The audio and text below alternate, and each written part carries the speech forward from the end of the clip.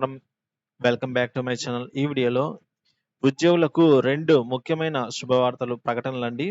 So, మరి వాటి గురించిన తాజా సమాచారాన్ని అయితే వీడియో ద్వారా తెలుసుకుందాము. వీడియోని ఎక్కడే గాని స్కిప్ చేయకుండా ఎండ్ వరకు చూడండి. అప్పుడే పూర్తి ఇన్ఫర్మేషన్ అర్థమవుతుంది.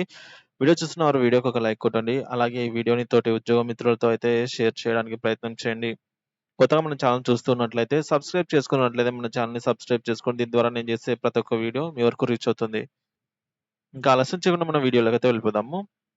ఫ్రెండ్స్, ఉపాధ్యాయులకు పదోన్నతులు కల్పించాలని టీఎన్యూఎస్.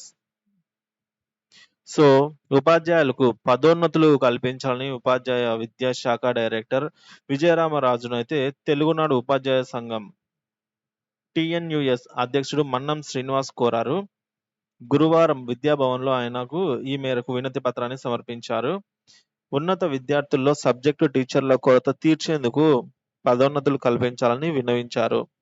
అలాగే డీఈఓ పూల్‌లో ఉన్న భాషా పండితులకు న్యాయం చేయాలని, ఇక ప్రభుత్వ విద్యా రంగాన్ని నిర్వీర్యం చేస్తున్నటువంటి జీవో నంబర్ 115ను రద్దు చేయాలనైతే ఈ మేరకు విజ్ఞప్తి చేశారు.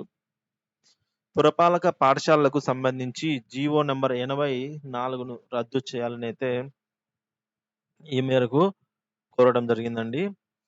ఇక ప్రతి ఉపాధ్యాయుడికి వారానికి 24-32 పీరియడ్‌లు కొనసాగించాలి అనైతే కోరారు. అదేవిధంగా ఎయిడెడ్ పాఠశాలలు ఇక రెండవదండి.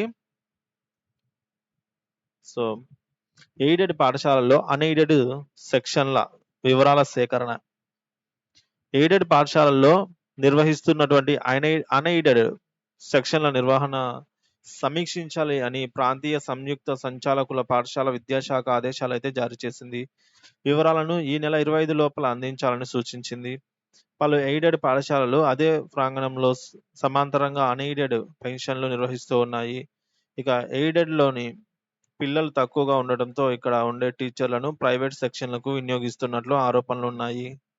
ఒకే ప్రాంగణంలో ఎయిడెడ్, అన్‌ఎయిడెడ్ తరగతులు నిర్వహిస్తూ పిల్లలు ఎక్కువగా అన్‌ఎయిడెడ్‌లోనే నేర్చుకుంటున్నాయి.